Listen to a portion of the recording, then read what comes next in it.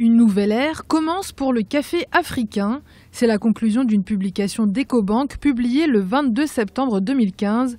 L'émergence d'une classe moyenne, notamment en milieu urbain sur le continent africain, et la croissance économique font croître la demande de café.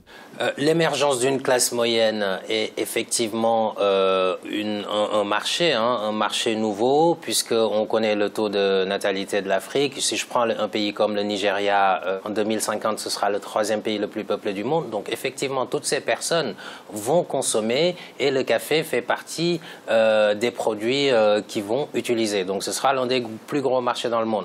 Donc maintenant, il va falloir que pour les États africains qui produisent du café, de se préparer à ça. En 2050, un quart de la population mondiale sera africaine, mais pour l'heure, 12% de la production mondiale de café émane de l'Afrique. La demande galopante oblige la mise en place d'infrastructures et de transformations locales. Il faudra également que les agriculteurs soient aidés à ce qu'ils puissent s'organiser en coopérative, par exemple, organiser toute la chaîne de valeur des semences, la récolte jusqu'à la transformation et même l'acheminement pour les besoins de consommation. Tous ces éléments-là seront importants, c'est-à-dire qu'il faudra un certain nombre de leviers, l'accès au financement pour les producteurs, il faudra aussi disposer, en tout cas aider les industries de transformation à pouvoir avoir des plans qui leur permettent de se développer et de mettre à la disposition de la population cette denrée qui sera de plus en plus prisée.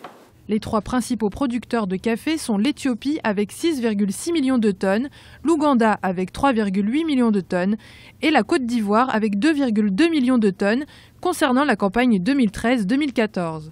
Si la majorité de la production est destinée à l'exportation, la tendance est amenée à s'inverser d'après Ecobank.